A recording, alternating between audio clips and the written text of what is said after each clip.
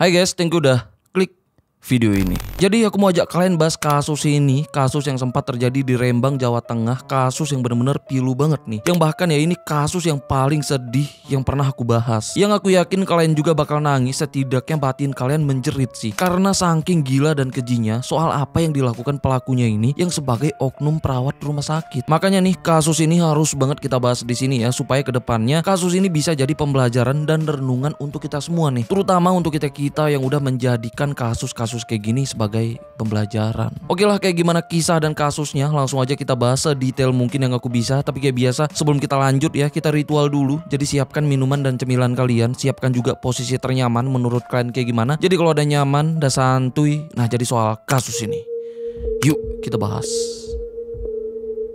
Suwita Kusuma yang dikenal dengan panggilan Tata yang awalnya tinggal dengan suami dan kedua anaknya di perumahan yang ada di wilayah Kapaneon Melati, Kabupaten Sleman, Daerah Istimewa Yogyakarta. Yang mana awalnya kehidupan keluarga kecil mereka pun baik-baik aja, nggak ada masalah apapun. Nah tapi karena suatu dan lain hal ya, akhirnya Tata dan suaminya pun cerai. Yang mana sejak ini Tata pun mulai menjanda dan cuman tinggal dengan anak bungsunya yang bernama Muhammad Faiza yang saat itu masih berusia 4 tahun. Sedangkan anak pertamanya ya saat itu tinggal dan dibawa kakeknya ke wilayah Sumatera. Di samping itu, Tata pun kerja sebagai tenaga medis di Rumah Sakit Mitra Sehat yang masih berlokasi di wilayah Sleman. Yang emang saat itu ya, Tata pun itu selalu disibukkan dengan tugasnya di rumah sakit yang selalu pulang malam. Karena ini, Tata pun terpaksa meng-hire pengasuh untuk merawat dan menjaga anaknya di rumah karena padatnya jam kerjanya. Apalagi saat itu, tepatnya di tahun 2020 yang mana COVID udah merambat masuk Indonesia ya, yang ngebuat seluruh rumah sakit itu mulai dihebohkan dan disibukkan dengan kedatangan pasien-pasien baru akibat terpapar COVID. Termasuk rumah sakit tempat Tata kerja. Yang pasti ini pun ya ngebuat Tata makin disibukkan dengan pekerjaannya yang sebagai tenaga medis. Terus di bulan November yang udah di tahun 2021 ya, Tata yang sebagai tenaga medis akhirnya ditugaskan ke Rumah Sakit Dr. Sarjito yang juga masih berada di Sleman. Yang mana di sana ya dia juga itu ditugaskan menjadi sweber. Yang mana disitulah Tata pun jadi kenal dengan para pekerja medis lain dan juga para perawat, termasuk seorang perawat yang bernama Doni Kristiawan Eko Wahyudi yang biasa dipanggil Doni, yang ternyata secara diam-diam suka dengan Tata. Apalagi setelah dia tahu kalau Tata saat itu ternyata udah menjanda. Nah karena inilah ya mereka pun itu mulai dekat secara personal, yang mana Doni ini juga ngaku sebagai duda. Yang padahal saat itu Doni ini sebenarnya udah punya istri sah yang tinggal di rumah mereka yang ada di wilayah Kabupaten Rembang, Jawa Tengah. Nah tapi karena saat itu Doni ini juga yang ditugaskan di RSUD Dr. Sarjito yang ada di Sleman ya, jadinya selama di sana Doni ini juga ngekos di wilayah Jalan Kaliurang yang masih ada di wilayah Sleman. Tapi Tata yang nggak tahu ya kalau sebenarnya Doni ini udah punya istri, yang percaya kalau Doni yang sebagai duda ya, jadinya makin hari mereka pun itu makin dekat. Terus setelah seminggu mereka dekat, Tata pun sempat ngajak Doni main ke rumahnya dan ngenalin anaknya ya si Faiza ini ke Doni. Dan di situ ya Doni pun langsung nunjukin sikap peduli dan seolah sayang banget dengan Faiza. Bukan cuma sama Faiza, Doni pun itu mulai nunjukin perhatiannya sama orang tua Tata yang tinggal di Palembang, yang sering datang ke rumah Tata di Sleman. Yang awalnya orang tua dan keluarga Tata pun ya sempat kagum karena kebaikan Doni ini. Yang awalnya ya emang gak ada yang tahu kayak gimana sisi aslinya.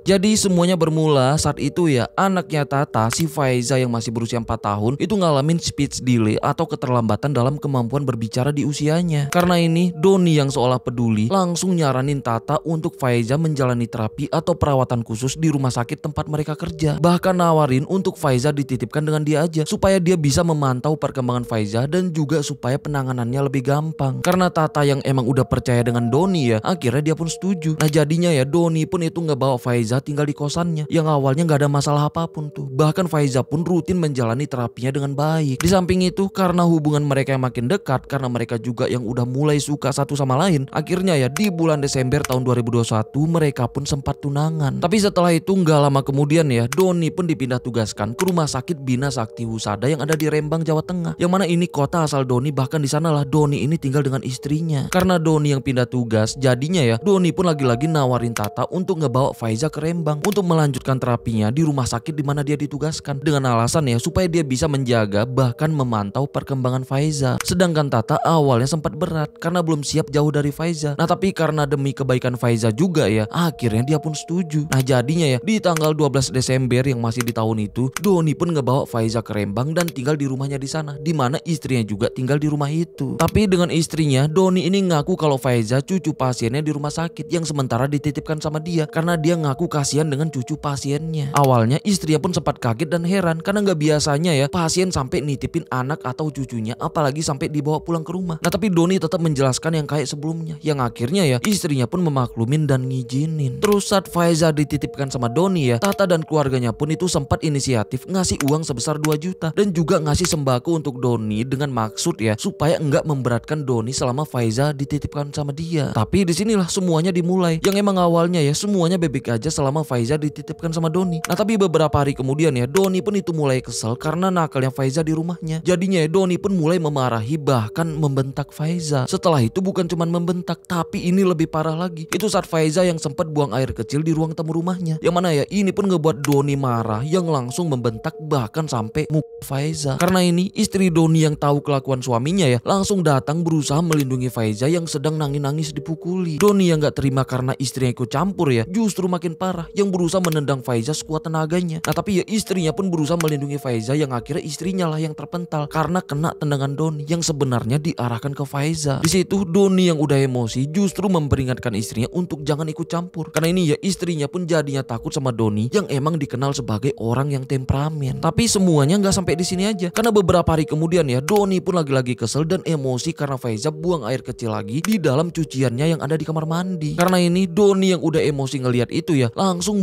area kemaluannya dengan sekuat tenaganya sampai bijinya pun robek, bahkan sampai ngeluarin cairan merah. Yang mana di situ ya Faiza pun cuma bisa nangis nahan sakitnya yang luar biasa. Setelah itu karena sadar dengan apa yang dia lakukan udah berlebihan ya, Doni pun langsung ngecek dan mulai panik. Jadinya ya dia pun langsung berusaha ngebersihin dan ngobatin luka Faiza di kamar mandi. Nah tapi ya Faiza terus nangis sepanjang hari. Terus malamnya karena lukanya yang kelihatan makin parah ya, akhirnya malam itu juga dia pun langsung ngebawa Faiza ke rumah sakit tempat dia kerja menggunakan mobil istrinya. Sampai di rumah sakit, perawat dan dokternya pun langsung kaget dengan lukanya. Nah tapi Doni ya itu beralasan kalau Faiza jatuh di kamar mandi. Karena ini Faiza pun akhirnya menjalani rawat inap di rumah sakit. Nah terus setelah 3 hari menjalani perawatan ya, Faiza pun itu baru diperbolehkan pulang dengan cara Doni yang harus ngebawa Faiza lagi ke rumah sakit untuk kontrol lukanya di waktu yang udah ditentukan dokternya. Tapi setelah itu, setelah Faiza dia bawa pulang lagi ya, dia pun bener-bener nggak mikirin lagi kondisi lukanya karena sama sekali nggak dia bawa kontrol lagi ke rumah sakit. Justru di rumah karena Faiza yang buang air sembarangan lagi ya, Doni pun lagi-lagi mengajar Faiza dengan kakinya menggunakan sapu sampai kakinya pun memar membiru. Nggak sampai di situ aja, Doni pun langsung ngebawa Faiza ke kamar mandi dan lagi-lagi mukulin bahkan membenturkan kepala Faiza ke dinding kamar mandi. Nah setelah itu ya dia pun ngurungin Faiza di kamar mandi selama seharian supaya enggak buang air sembarangan lagi. Di samping itu Doni pun tetap menjalankan tugasnya yang sebagai perawat di rumah sakit, sedangkan istrinya juga itu disibukkan kerja yang sebagai guru. Sedangkan Faiza ya itu dia kurung di kamar mandi dari pagi sampai malam sampai Doni pulang kerja. Terus setelah pulang kerja di jam 8 malamnya ya, Faiza pun baru dia keluarkan dari kamar mandi. Untuk malam itu dipaksa tidur di lantai dapur yang cuman beralaskan keset sampai pagi. Nah terus paginya ya sebelum Doni pergi kerja, dia pun ngurung lagi Faiza di kamar mandi sampai malamnya lagi. Tapi di hari kedua pas Doni ini baru pulang, pas dia yang baru ngeluarin Faiza dari kamar mandi, dia pun kaget tuh ngelihat Faiza yang udah lemes karena perutnya yang udah membesar karena kembung. Karena ini Doni pun cuman ngasih obat dan setelah itu ya dia pun paksa Faiza tidur di lantai dapur lagi. Nah terus di tengah malamnya ya Faiza pun sempat nangis karena ngeluh perutnya sakit. Sedangkan Doni ya cuman ngasih obat supaya Faiza ini nggak berisik. Besoknya kondisi Faiza pun makin parah, yang udah lemes dan pucat bahkan yang udah nggak bergerak lagi. Nah karena ini ya Doni pun itu langsung panik dan berusaha ngebangunin Faiza, yang ternyata ya saat itu Faiza yang udah nggak bernafas lagi. Doni yang makin panik langsung buru-buru ngebungkus tubuh Faiza menggunakan selimut dan langsung ngebawa tubuhnya menggunakan mobil istrinya. Nah di luar ya Doni pun itu sempat kebingungan lagi nyari tempat yang aman untuk ngebuang tubuhnya. Karena udah kebingungan karena nggak nemuin tempat yang menurutnya pas, jadinya ya dia pun sempat berhenti di pom bensin yang ada di kawasan Lingkar Kudus untuk ngecek Google Maps untuk nyari jalanan dengan wilayah yang sepi. Nah setelah nemuin tempat yang menurutnya pas, dia pun langsung tancap gas ke jembatan tol Semarang Solo yang ada di kilometer 425 yang awalnya ya dia pun sempat nepi di bahu jalannya untuk nungguin jalanan sepi. Nah setelah ngerasa aman, dia pun langsung ngebuang tubuh Faiza ke bawah jembatannya. Setelah itu dia pun langsung pergi dan justru langsung menghubungi dan nemuin Tata ke Sleman, tepatnya di rumah sakit tempat Tata kerja. Di sana ya mereka pun itu sempat ngobrol-ngobrol kayak biasa. Yang mana di situ Tata emang masih belum curiga dengan apa yang sebenarnya udah terjadi dengan anaknya. Dan ini juga nih tujuan Doni untuk memastikan semuanya aman kalau Tata masih belum curiga. Biarpun dibalik itu ya dia pun sebenarnya panik dengan apa yang udah dia lakukan. Semarang. Terus setelah ketemu dengan Tata, Doni pun langsung balik ke rumahnya di Rembang dan langsung berusaha nenangin diri dan melupakan apa yang udah dia lakukan dan balik beraktivitas kayak biasa yang seolah nggak ada apapun yang terjadi. Terus seminggu kemudian, pamannya Tata yang biasanya menghubungi Doni untuk nanya kabar Faiza di sana ya, itu mulai menghubungi Doni lagi yang kayak biasa tuh untuk nanya kabar Faiza. Tapi lama kelamaan keluarga Tata pun itu mulai curiga dan khawatir karena Doni yang nggak pernah ngizinin mereka untuk ngobrol dengan Faiza via telepon atau nggak bisa membuktikan keberadaan Faiza sama dia. Karena inilah pamannya pun nyuruh Tata untuk jemput Faiza ke sana karena pihak keluarga yang saat itu ya emang udah mulai khawatir dengan Faiza. Karena ini Tata pun akhirnya berusaha menghubungi Doni dan minta video call yang pengen ngelihat Faiza. Tapi Doni terus beralasan yang mana saat itu ya alasannya kalau Faiza sedang menjalani isolasi di rumah sakit karena terpapar COVID. Jadinya dia nggak bisa ketemu dengan Faiza dulu. Nah awalnya ya Tata pun itu sempat percaya biarpun tetap khawatir. Terus 2 hari kemudian tepatnya di tanggal 5 Maret tahun 2022 karena masih resah ya Tata pun menghubungi Doni lagi melalui chat yang bilang kalau besok sore pas pulang kerja dia rencana mau ke Semarang karena ada keperluan. Setelah itu dia pun minta Doni jemput dia ke Semarang untuk nganter dia ketemu dan ngelihat Faiza ke Rembang. Ngelihat pesan dan permintaan Tata itu ya Doni pun mulai panik dan kebingungan dan mulai pikir gimana cara menutupi semuanya. Nah karena nggak nemuin cara lagi akhirnya ya Doni pun memberanikan diri untuk berencana menghabisi Tata juga. Jadinya setelah niatnya bulat Doni pun langsung balas dan mengiyakan permintaan Tata ini dan juga nyuruh Tata untuk bawa kain sarung yang katanya untuk Faiza di rumah sakit. Terus besoknya tepatnya di tanggal 6 Maret tahun 2022 Tata pun berangkat yang udah ngebawa sarung. Nah setelah nyampe di Semarang dan udah selesai dengan urusannya di sana tepatnya di jam 10 malam Tata pun langsung menghubungi Doni dan minta dijemput di sebuah Alfamart yang ada di Sukun Banyumanik kota Semarang. Karena ini malam itu juga Doni pun langsung berangkat dari Rembang ke Semarang. Nah setelah mereka ketemu ya karena situasinya yang udah malam jadinya Doni pun ngajak dan ngebawa Tata ini ke sebuah hotel yang ada di kota Semarang. Setelah mereka check in di balik kepanikannya ya Doni pun tetap berusaha tenang dengan ngajak Tata ngobrol, bercanda dan bermesraan. Nah setelah selesai mereka pun sempat mandi secara bergantian. Setelah itu ya Tata pun langsung tidur. Terus di tengah malamnya setelah Tata tertidur pulas ya Doni pun langsung melancarkan aksinya. Yang mana disitulah Doni pun langsung menduduki tubuh Tata dan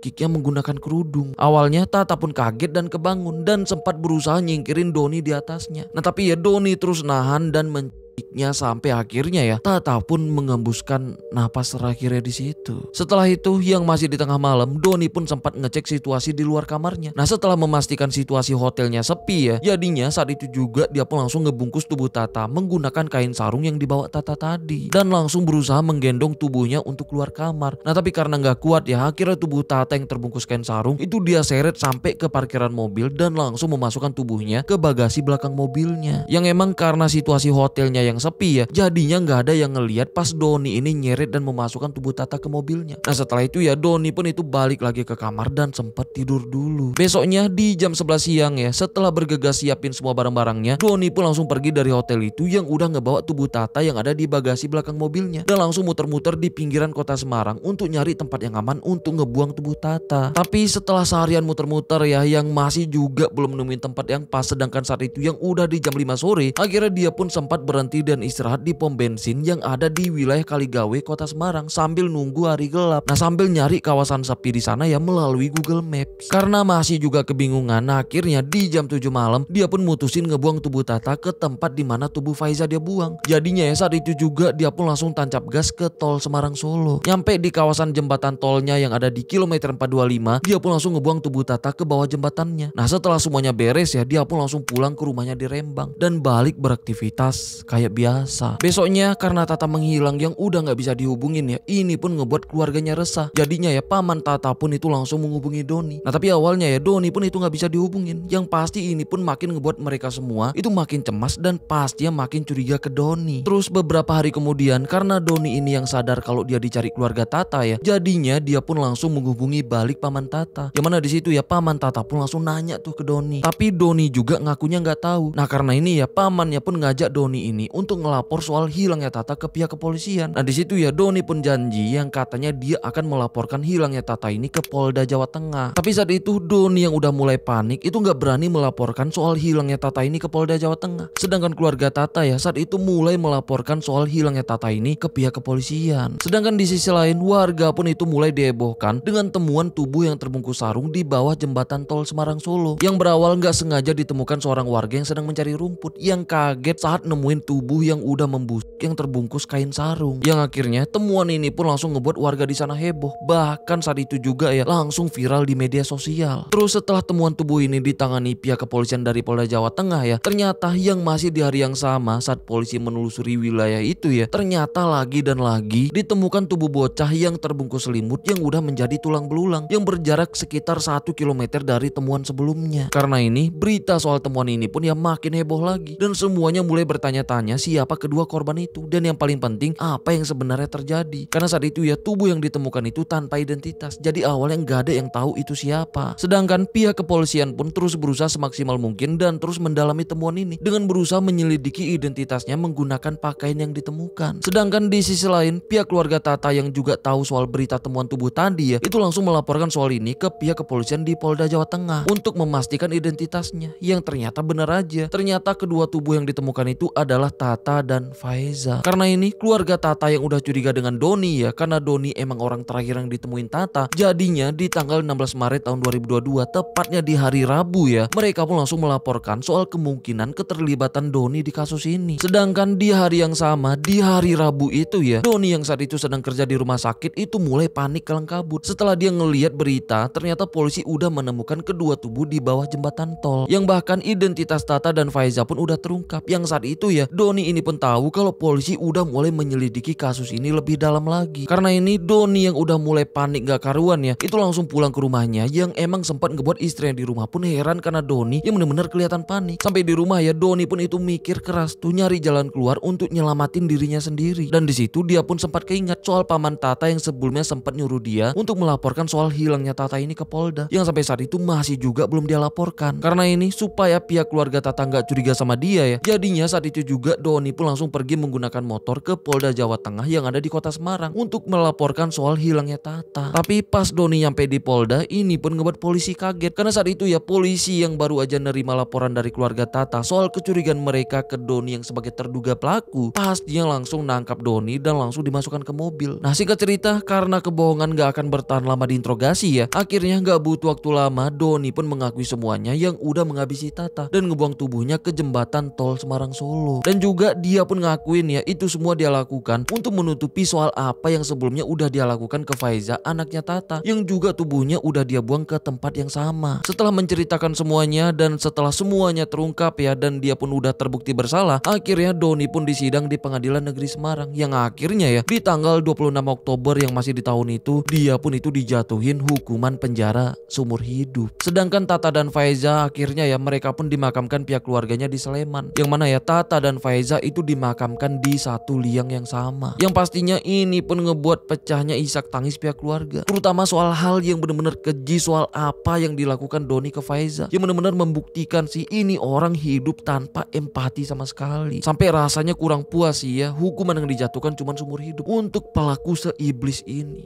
Nah tapi ya mungkin balasannya bakal impas di dalam nanti kali ya. Dengan kasus kayak gini ya mungkin aja dia bakal disambut ramah dengan para napi lain di dalam. Tapi terlepas apapun itu ya, semoga husnul khotimah buat Tata dan Faiza. Semoga mereka ditempatkan di tempat terbaik. Amin, amin, amin, amin. Dan kalian juga please aminkan dan doakan juga ya doa terbaik kalian untuk mereka, terutama Faiza sih. Karena sampai sekarang ya aku masih elus dada sih pas ngingat soal apa yang dialamin Faiza. Fiksi ini kasus yang paling menyedihkan yang pernah aku bahas. Tapi ya apapun itu yang gak kalah pentingnya nih ya, yang bahkan ini tujuan utama kita ngebahas kasus ini ya, semoga ada pembelajaran yang bisa kita petik. Ya semoga kedepannya ya kasus-kasus kayak gini amit-amit jangan sampai terjadi lagi, terutama untuk kita-kita yang udah menjadikan kasus-kasus kayak gini sebagai pembelajaran. Oke lah, sampai sini aja pembahasan kita soal kasus ini ya. Sampai ketemu di kasus-kasus selanjutnya, karena aku udah siapin beberapa kasus yang kayaknya harus kita bahas di sini juga. Oke lah, aku Rizka Wadiono. Bye.